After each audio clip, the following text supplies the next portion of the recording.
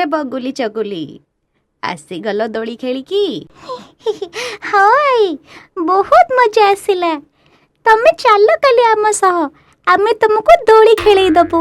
नाई लो मा सेकाळ पखाळ गलाणी आउ बुढ़ी बयस रे झालामाला हबाकू इच्छा नाई लो मा। आई तमे हमको केबेठु गप कहिन आज गोटे गप कहून। गप शुणिब हौ हौ रज तो चलीची मु रज दोली उपरे गोटिए गप कहूची। गोटे गाँर ना उदयपुर सेठी गोटे जमीदारंक पुओ रहुथिले साहुकार प्रकाश चौधुरी आउ लोक माने तांकू बहुत मानती। रज आसिले से गाँ रे पिठा बना हुए बागुड़ी खेल भी हुए आउ विभिन्न प्रकारर प्रतियोगिता भी हुए किंतु केबे रज दोली पका हुए नहीं। एमिति कि काहा घरे भी केही रज दोली पकांती नहीं। सेई गाँ को गोटे सहरी बीए पढ़ुआ झीलटिए आसिला तार मामू घर बुलिबाकू। तार ना थिला जसमिन। माई माई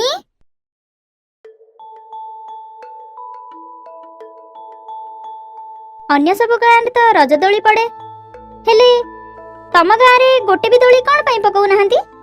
छोट बेलू सेया ही देखी आसी। छोट बेले कहूथलो मु कुआडे छोट पिला काले पड़ी जीवी बोली पकाउ नथिलो एबे तो बड़ होई गेलनी एबे कौन पाई दोली पकाउ ना? बिना दोली रे रजटा कौन रज परी लागिबो? नहीं नहीं जस्मिन जिदी करनी ए गाँ रे रज दोली खेलिबा तो दूरर कथा रज दोली पकी मना। हेले कौन पाई माई? आम गाँर जो जमीदार प्रकाश चौधरी तांको बापा संजय चौधरी बहुत बड़ जमीदार थिले। तांकर गोटे झियो थिला आउ तार ना थिला नम्रता। बापा माँ सिना झियोर ना नम्रता देथिले हेले नम्रता खाली ता ना रे थिला से तो चाली गला सगड़े हाथ मारी देबा भलिया झियो थिला। मु आज जेमिति हेले दोली खेलिबी काहा कथा सुनिबिनी। नाई मा ज्योतिष मना करिसंती तोर दोली खेलिबा ठीक हेबनी तो जीवन को विपद अछि। मु से ज्योतिष कथा को विश्वास करेनी मु निश्चित खेलिबा को जीवी ना मु मना कली माने तू जीवुनी आ जदी गलु ताहले तोर खाइबा पीबा गोटे सप्ताह पई बंद कर देबी।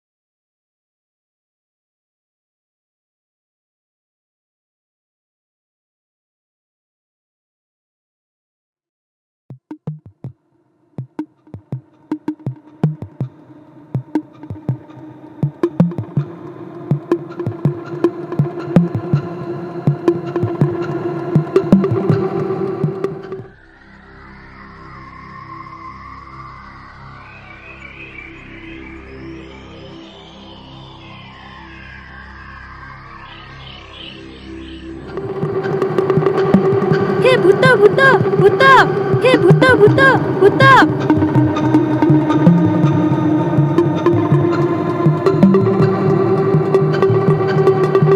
एथिपाई किछि गोटे करिबाकू पड़िबो।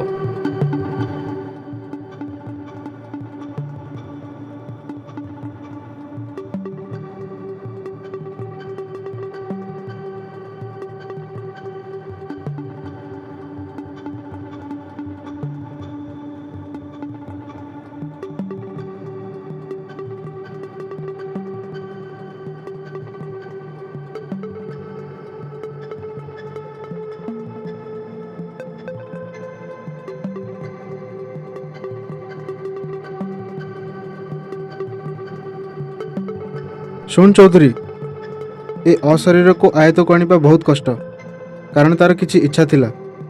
ତୁମେ ଗୋଟେ କାମ କର, ତୁମେ ବଜାର ଯାଇ ଗୋଟେ ନୂଆ ଝୁଲା ଦୋଳି ନେଇ ଆସ।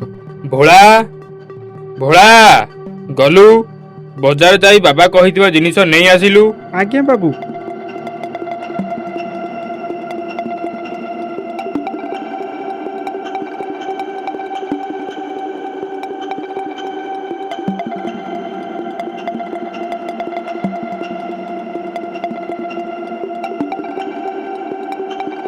ଶୁଣ ନମ୍ରତା, ତୁ ଏବେଠୁ ଏଇ ଦୋଳିରେ ରହିବୁ। ହଁ, ତମ କଥା ମାନେ ମୁଁ ଏଠି ରହିଲି, କିନ୍ତୁ ଯଦି ଏଇ ଗାଁରେ କେହି ବି ଦୋଳି ପକେଇ ଦୋଳି ଖେଳିବେ ତାହେଲେ ମୁଁ ସେଠିକି ନିଶ୍ଚିନ୍ତ ଖାଇବାକୁ ଯିବି। ସେଥିପାଇଁ ଆମ ଗାଁରେ କେହି ବି ଦୋଳି ଖେଳନ୍ତିନି।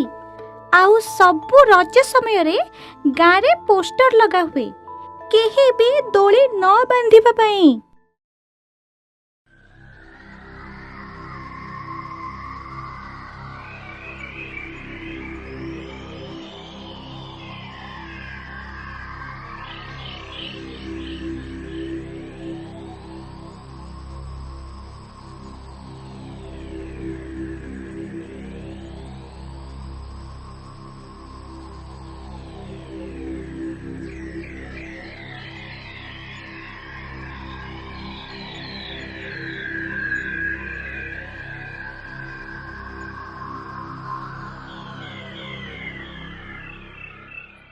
ଆଉ ତାପରେ କଣ ହେଲା? ତାପରେ ଜସ୍ମିନ୍ ତା ମାଇଁ କଥାକୁ ମାନି ଦୋଳି ପକେଇବା କଥାରୁ ଓହରି ଗଲା। ଦୋଳି ଛଡ଼ା ବାକି ସବୁ ଖେଳକୁଦ କରି ପୋଡ଼ ପିଠା ରଜ ପାନ ଖାଇ ରଜ ପର୍ବ ପାଳନ କଲା। ହଉ ଯାଅ, ଶୋଇବ ଯାଅ।